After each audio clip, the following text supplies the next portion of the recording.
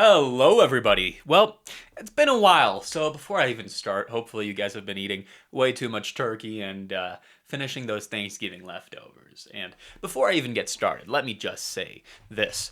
Gravy. One word, gravy. Gravy is the main dish of Thanksgiving, and anything else is just an excuse to slather gravy on it. I'm sorry if this fact, it's not an opinion, if this fact gets me canceled, but it's the truth. But jokes aside, I think that now, since it's Thanksgiving, I can finally start wearing this red hat. And I can finally say, Merry Christmas.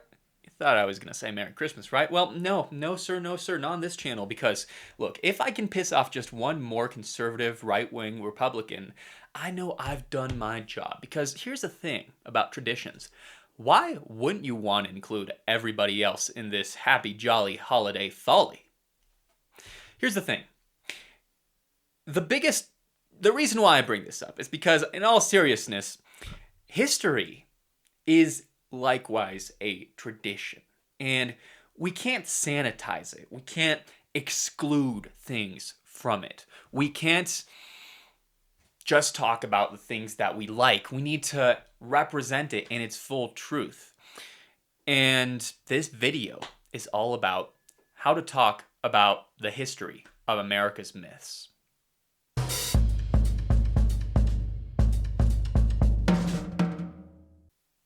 So, this video is about one man, and one man alone, and his name is Theodore Roosevelt. And I want to talk about why do I love history and politics so much?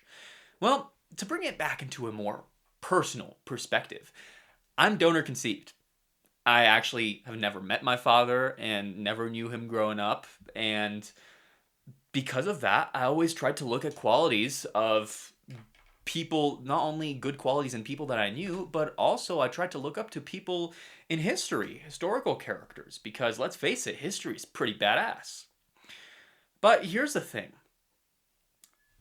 As a young lad, I came across Theodore Roosevelt because he was strenuous, a bold moves, pro-feminism, anti-corporate, pro-unions, but the issue was I was sold this idea, and I read a few books about it, like as a child, and they never talked about Theodore Roosevelt's wrong sides, his imperialism, his blatantly racist views. And because of this, his values don't align with mine. And I know I have a photo of him behind me. And the reason why I got this was actually, if you can remember, Trump was gutting down our national park infrastructures. And I wanted to show as a sign of protest that our government had historical precedents. At the time, I did not know all the wrongness of Theodore Roosevelt. And now that I do, his values don't align with me. And it would be misrepresentative if I still kept him over there, especially as the only president knowing his own racist views. And here's the thing. With racist views, you gotta talk about them. And with history, you gotta talk about them. And you can't sanitize history. But before I get started, we are taking Theodore Roosevelt down because he is no match for the real hero, which is Robin Williams' Theodore Roosevelt in Night at the Museum. So they're going down. By the way, Robin Williams' Night in the Museum, historical documentary. It should be treated as such. Masterpiece. But yeah, so the reason why I want to talk about this is I read this book called Propaganda by Edward Bernays. I'm going to do an entire video about it, but I did some more research and it made me realize that America relies on mythical heroes such as Abraham Lincoln, Theodore Roosevelt, the founding fathers, Alexander Hamilton, and a lot of them had terrible views, and yet our education system refuses to talk about that. And that's just intellectual weakness. And the American historical let's call it education/propaganda system, or yeah, it's used mythifying and deifying historical figures to try to create heroes. Because as a nation, we faced a lot of hard times of crisis, and in times of crisis, people will either look to the closest thing to a hero, or they will create one. And it's important that when you study history, you don't study history to create heroes. Sure, there are blatant villains, but a lot of history isn't heroes versus villains. It's about humans, deeply flawed characters. And that's one thing why it's important to study history, because you're not studying people, you're not studying the greats as our classical historians would like us to say, but you're studying flawed people that brought us to the time where we are now. And you can't cancel history. By that, what I mean is you can't just shove it down the rug and say it's wrong, so I'm going to refuse to even acknowledge it. No, history is uncancelable. That's the reason why you study history. Because if you cancel it, that's once again intellectually weak. What you have to do is, if you see something that's wrong, you talk about it. And that's why I'm doing this now, because I saw that Theodore Roosevelt had some wrong views that I did not know about previously. And when I said in my past video that he was my favorite US president, unknowingly, I feel like that's just misrepresentative. And you need to talk about the wrongness. Life isn't one facet. And here's the thing. Theodore Roosevelt, sure, he was a progressive, and it's important to understand what progressivism meant at his time. He was anti-corporate. He was a feminist. But it was only for white people. And that's wrong. Progressivism, you can't be progressive if you leave a sector of the population behind. That's not being progressive. And he did some disgusting things, such as being a blatant imperialist. And he dishonorably discharged 167 black men. He was the first president, sure, to eat with a black man at the White House when he invited Booker T. Washington. But he only did it once and never repeated it out of fear and pressure from white supremacist groups. And that's the thing with history. History is not meant to be palatable. But that's the reason why it's so interesting, because you can study all the wrongness and you can say, I'm not going to repeat this. This is wrong. And sure, his views on progress was good. Some historians said that he was both the most progressive and the most regressive at the same time. And the reason why I got into Theodore Roosevelt is because I was studying propaganda, and I came across this word called race suicide. Race suicide is a disgusting idea that is part of our American culture, sadly. It's the idea that the white race is dying out because not enough people are procreating. And sadly, Theodore Roosevelt was a main sponsor of this idea. He was, sadly, the first president to promote Zionism. And it's another form of imperialism and colonization. Look, here's the thing.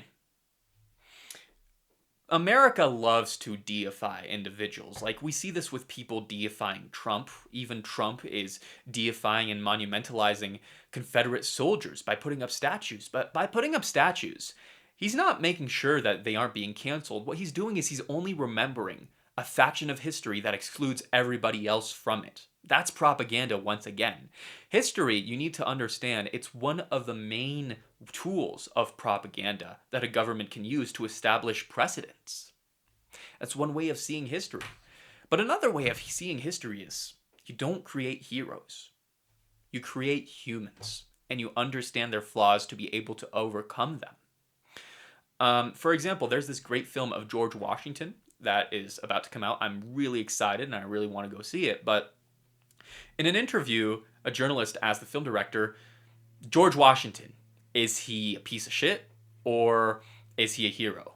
And the movie director just said, he's flawed. He is the incredibly flawed president, the first flawed president of the United States. And I'm paraphrasing here, but that's the thing. History is made up of humans. And humans are flawed. Our government is flawed. It's not infallible. Nothing is infallible. And that's why it's so important to study history, because you can't study the economy, you can't study politics, you can't study sociology without first having a historical grasp. And here's another thing. A lot of people, as I keep saying, they love to deify individuals. For example, I was talking to a friend once, and I said, did you know that Abraham Lincoln was actually the president that did the most mass lynching of Native Americans? And my friend just said, well, yeah, but you have to remember that we do all make mistakes. And I was just like, no, that's not, you are able to say this person failed here. And in another aspect, yeah, he fought for slavery, but what he did there was wrong. You can't just brush that under the rug. When something is wrong, you have to say that it's wrong. And for example, Alexander Hamilton, he was deeply anti-democracy. In his last days in his post, he said that democracy was the worst thing that ever happened to America. He was flawed. History is made of flawed people. And that's the reason why we study, to be able to overcome them. But if you see that something is wrong, it's you I think that people either have two choices when something is wrong. Either they can hide themselves in sanitizing history in a honestly childish, mythologized view of just cherry painting the facets of history, or you can just come to terms with just like, yeah, this person that I thought that was right is not actually right, and I need to make sure that other people know about it. And I'm going to bring this back to our modern times because there are people that say, oh, I voted for Trump, but I don't agree with everything that he's doing, but yeah. And I think that a lot of people, they just can't get around the fact that they can vote for something that's a monster, for someone that's a monster. And so instead of being honest with themselves and making sure that their mistakes aren't repeated, they take refuge in the fact that he's a deity for them. And that's wrong. And I want to bring this back to me. I actually did a DNA test, and one side of my family is of Jewish origin. And when I did my DNA test, I matched with an old man in Germany, and I forget his name, but he was deeply troubled with his father's past. His father had actually been a Nazi. But what I admire about this old man was the fact that instead of taking refuge in his father saying that, oh, well, there were different standards back then. No, what he did was he wrote plays about it and books, and he tried to educate children, and he made sure that the horrors of war would never be repeated. And he was deeply troubled that somebody so close to him could endorse such a disgusting ideology. But he didn't take refuge. No, he was brave, and he said, this is goddamn wrong. And that's goddamn honorable, if you ask me, to be able to say that something is wrong and to make sure that our mistakes aren't repeated. It takes accountability. And that's what being an adult is. It's not just taking refuge in facts, but it's making use of them to make sure that the horrors of history aren't ever repeated. And I actually have a very fond memory because I wrote him an email, and as a kid we were doing a small project on planes, and he said, Sebastian, remember, planes are not tools of war, they are tools of art. Aviation is a tool of art and beauty, and man has made them tools of war. He had a beautiful way of talking, and he made sure in his every breath to make sure that some horrors of the war would never be repeated. And that's the same thing that we must do in America nowadays. Let's face it, on both sides. Yeah, a lot of the Republican ideology is disgusting, but we can't hide from the fact that Democrats themselves are fully bought out by AIPAC, by big bankers, by big corporations, by Zionist endorsing corporations, that they're taking a lot of money and that they voted on issues that don't support the people. And you just can't take refuge in the fact that, oh, they're the better party, so I'm going to support their fully thing. No, to be smart and to be human is to say we can improve, because that's progress. Progress is not the idle belief that we can go back into tradition and conserve traditions and exclude everybody from it and take comfort in that. No, progress is accountability first and foremost. Progress is saying we fucked up in this area. We massively fucked up. But if we get everybody together, we can progress. So what I want to do is, because I have the space behind me, I want to talk about somebody who I actually find much more interesting.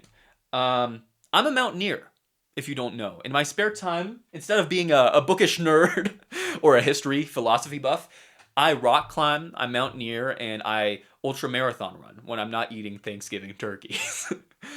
But as somebody who loves history, there's this historical person that there's parts of me that admires what he did, and he's the first man to attempt to climb Mount Everest. His name is George Mallory, and I think that he's much more suitable for this channel because he was actually a school teacher. So let me hang him up. Isn't it beautiful? No, so he was a school teacher, he was an intellectual, he was a poet. He was known to be very kind to his students. Um, and he was actually, if I remember correctly, he was in the same intellectual circle as Virginia Woolf's sister. Um, he actually was very he was a writer, a poet, but also, as I said, he was a mountaineer. And I want to bring this back a little bit to me. As a mountaineer, you can never climb a mountain for other people. It needs to come from yourself. You have got to want it. That summit, it doesn't belong to anybody. And thinking that if you do something, people will regard you in a better way is not going to get to the top. Sure, there's some ego, but ego is not enough. You've got to want it. It's about the journey more than anything. When you reach the summit, it's a little bit just like, oh, well, it's the technicality of it that's important, the journey. And here's the thing, if we want to progress, we're going to want it.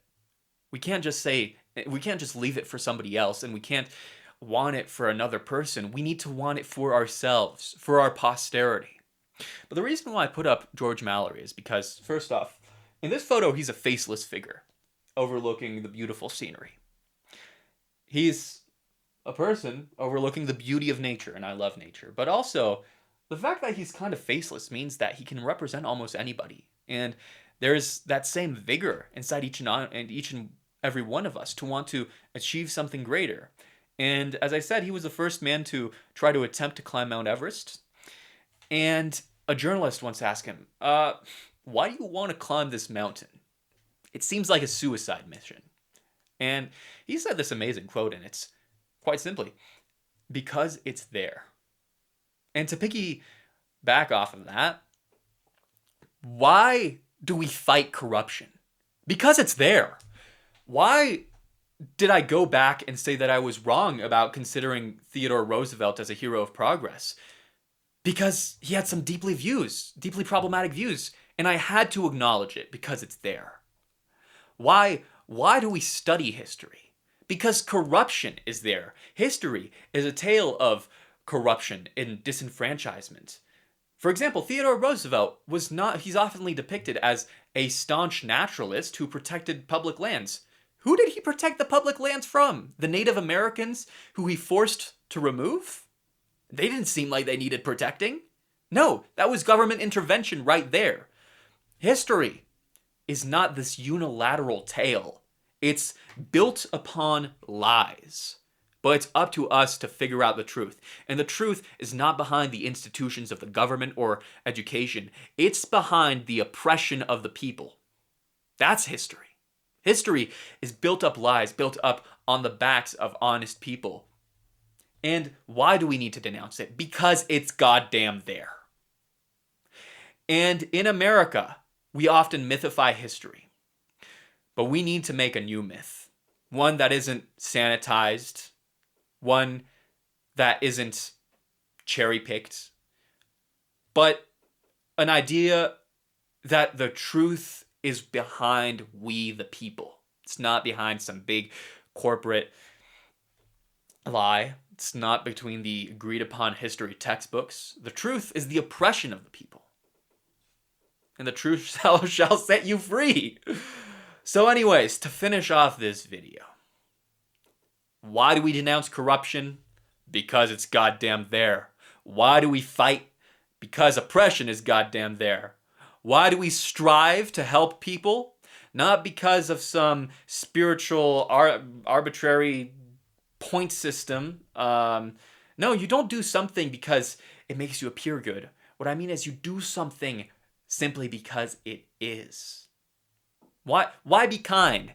You shouldn't be kind just because it's going to make you seem like a better person. You shouldn't fight against something because it's going to make you seem like a better person. You just do it because it's the right, simple thing to do. And because it would be dishonest and wrong if we saw all of this corruption and brushed it under the rug. It's the easy thing to do. But when you see an obstacle like a mountain, and it's right in front of you, you can't pretend to be blind. You have to climb it up, and you have to summit it and overcome this. So on this channel, There's going to be tons of new videos about voter suppression, about how our government sees individuality as property rights, about propaganda and how our administration is using propaganda. And more importantly, I'm going to try to, with your help, make pieces of this history to be able to make a history not of our institutions, but to talk about history from the perspective of the oppression of we the people. And why? Because it's there.